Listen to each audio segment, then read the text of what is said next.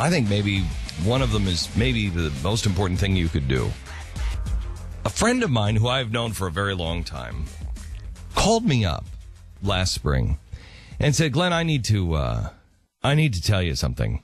Can you meet me at a hotel? Like, okay, this is really cryptic and spooky. He's like, no, it's not bad. I just would like to meet you because I have something to tell you. I said, okay. Now, this is a guy I've known for years. I respect. All of us know him. And we know him as a guy who does another job. And he's very good at that other job. Or so we thought. We never thought anything else. So I go to this hotel, into this conference room, and he's there with a slide projector and a screen and a couple of people at the table. I said, what exactly am I walking into here? The door closed, and he said, I have to tell you, I'm not who you think I am. Now, this is one of the most surreal movie kind of moments I've ever had in my life. And I've had a lot of movie moments. I've had a lot of things that have turned out, you're like, wait a minute, what? And so I sat down and I said, so who are you? He said, I work for the federal government. This is when I smiled at him and I said, does this work out well for me or does this work out very poorly for me? He said, smiling back, it's not about you. I said, okay, good, then I'm all right. Otherwise, I would really like to get my attorney here. He said, I want to tell you a story about a 5-year-old boy. He said, I'm a federal agent and I work in the human trafficking division. Now, this was right around the time that they had found those girls in Cleveland. I said, all right. He said, Glenn, you have no idea how bad it is, and I can't take it anymore. And he said, I'm getting out because we're not doing everything that we can. And he said, we do a lot. And I want to make sure you understand, this is not a left or right. This is not an anti-administration. This is not an anti-anything. He has worked for both administrations, both parties, and it doesn't change. And he said, this 5-year-old boy lived in America, and he and his sister were kidnapped in America and brought across the border. And brought across the border by this real monster. He's a human flesh trafficker. And he would bring these two children, brother and sister. She was maybe 10. He was 5. And he would bring them to these drug cartel parties in Mexico on the weekend. And they were horribly abused. They were used as sex toys. And then because this family was underclass and living in the shadows, they knew that they could bring these kids back to their family, their mother and father. And they would tell the kids that if you just do what we say, you'll be able to go back to mommy and daddy. And so they did, and they lived in terror. And every weekend, when this man would call, the kids would go. This 5-year-old boy was so afraid, and his sister went and got from the store something that was 50-cent dog tags, and on them, they just said, Man of God. And she put them around her little brother's neck the last time they went. And she said, you're a man of God. Pray for miracles. You just hold on to God. Well, a miracle did happen because my friend was on to this ring. He was actually at the party, his job. And when he told me the story, you could see the pain in his eyes. He goes to these parties. He goes to these different countries, and he poses as a rich American that is buying children to bring them back into the United States to sell them into slavery here. And so he was at this party, and he said, I want that one, and that one, and that one, and that one. And as soon as the money changed hands, the Navy SEALs drop out of the ceiling, and they save the children. The little boy was confused. As my friend went to go grab him, he thought he was one of the monsters and didn't understand. And then he ran to the SEALs. When the SEALs explained to him that he was the guy who led the team, the little boy ran to my friend and grabbed onto his neck. And he said, Glenn, he wouldn't let go. They took him across the border back into America. He reached into his shirt and he pulled out those 50-cent dog tags. He said, that was my first mission. He said, there are hundreds of missions like that after. 2 million children are trapped in slavery. Since then, I have been doing a lot of homework on it, and I have talked to people in America and around the world, and I have spoken to one of the bravest women I know. She's a woman in the Congress, if you will, of Mexico, and she is very outspoken, and she has shown me the problem in our border and the problems in Mexico and the problems here. There is a stretch of border in Arizona. It's the no-go zone. It's where we have just ceded land back to Mexico, about 90 miles of land.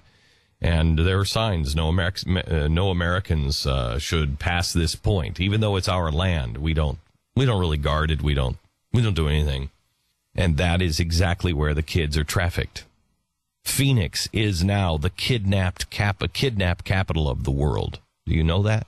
More than Bogota, Colombia. Phoenix, Arizona. What do you think happens to these children? Does anybody even care? No, because, they're illegals anyway. What happens to these 5-year-old boys and girls? I could tell you, but I don't think I need to. You know. The evil that is on our border is not just on our border. It's all around the country and all around the world. Cleveland, Ohio is one of the main distribution points in America. Is it Cleveland or is it Toledo? I can't remember now. Ohio. These kids are kidnapped from our country and they are shipped all around the world. And he started just like a Mission Impossible, opening up a file and throwing pictures down on the table and said, this one we know where they are. This one we know where they are. This one we know where they are. American citizens missing, and we know where they are. I'm going to take a break and come back and tell you how you can save them. What my friend has put together and what my friend asked me to do, but I don't have $5 million to do it. I don't think there's anything more important than this. And I would like to share an idea that we have. It may be one of the reasons why you were born. Being kidnapped in our streets and being sent anywhere around the world where they will be accepted and be hidden from the prying eyes. So my friend who has been in on the breakup of this business for quite some time with the federal government. He said we have to do more, we can do more, and the federal government, for a myriad of reasons, will not do more. And they're doing a great job, and I don't want to denigrate what they're doing. What I am saying is we can do more.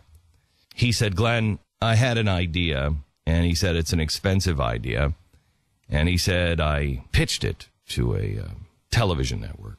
He said because the television network, this has to be multi-pronged. It has to expose, and it has to raise money, and it has to be ongoing. And he said if you don't raise the money in an ongoing way, it won't work because it's expensive to do. He said, and if you don't expose it, he said, then you're only treating a symptom. He said, you've got to knock these people back into darkness. He showed me some software that is being used, and the software developer has graciously agreed for him to be able to use this. And we also have developed what is called a jump team. And it is former Navy SEALs, former Rangers that will go in and be the jump team. He will work with the countries involved. He has relationships with many of these countries and the presidents of many of these countries. And everything would be on the up and up and legal. Well, he told me that he had gone and met with a television network, and the television network said, well, can you save the children and give us a good show? And they said, he was a little taken aback by that. And he said, yes. He said, in fact, I could walk out right now and I could show you where I could save 17 children right now. And they said, well, now hang on. What is the story of those children? And he said, what do you mean, what is the story? They're in sex slavery here in your city. And they said, well, yes, but the numbers are the numbers. What we care about is the story. So we would rather have you rescue one child, if it's a better story, than 17 children. That's when my friend picked up all of his stuff and walked out of the meeting. He came to me. I said to him, I don't have that kind of money. And so we have gone back and forth in my own company this summer, trying to figure out exactly how we could do this, and we can't. And maybe someday we will be able to do it. But the important thing is that we rescue the children, as many as we possibly can. I would like to introduce you to a website called OperationUndergroundRailroad.org. And I would like you to bring this to your churches. And I would like you to inform yourself and others, as many as you can. I'd like you to put this on your Facebook, and I'd like you to tweet this. Millstone around people's necks that are involved in this. And I think great and powerful blessings to anybody who can help free these children. Operation Underground Railroad will show you exactly how they are going to rescue these children and what it will take. But we need your tax-free dollars. Now, I want you to know this is not something that I am doing. This is something that I truly believe in. And they need your tax-free dollars. If you are looking for something that is important, that you believe you can help, would you please $1 or anything you can, or at least just spread the word. Go to OperationUndergroundRailroad.org and let's change the world for good. My friend who we were talking about, who surprised me with, hey, I'm a spook. And I was like, you're what? What is that? Huh? There's nothing more bizarre than somebody who you know announcing, yeah, everything I told you about me, complete and total lie. Was that bizarre? And I don't know if you've had that happen to you, but I have. And as it turns out, this guy is a really, really good guy, and he saves and rescues children. And so I'm reading one of his emails to me. It just came in, and as I'm reading it, all of a sudden it disappears, and I'm like, what happened to it now? I hate that. Apple products are really bad with that. You're in the middle of reading the email, and it decides, this is junk. Yes. I'm reading it. Why would I be reading it? Junk. So anyway, and I go into my junk mail, which I never do, and I'm looking and I'm like, oh, good. Co-founder of the Tribeca Film Festival wrote me last week and I didn't reply. So anyway, he writes, Glenn, on behalf of the 2 million lost children, we love you. Thank you. I'm sitting here in my car crying on the way to work, but for happiness this time, because I know America will listen to you. Good Americans are going to do what they always do and come to the rescue. And we're talking about Operation Underground Railroad, which I understand Pat just tried to go on to, and you can't get up either. It's hard right now. He doesn't have the servers. I mean, they just don't have the servers. So just, if you can't get on right now, just dump me off. So if you can't get on right now, it's probably getting hit too hard, and try again later. But don't forget. Please don't forget. They're really, really important. Please don't forget. We have jump teams that are ready to go and rescue these children, and we will tell you the stories as they come. Until we knew this guy, I didn't even. I didn't really even know that this was such a problem. That there's 2 million. Wait until you hear all of the facts. There is a software, and he said, "Give me your zip code." I said, "Okay." I gave him my zip code, and he said, "I'm going to show you some software that the government has."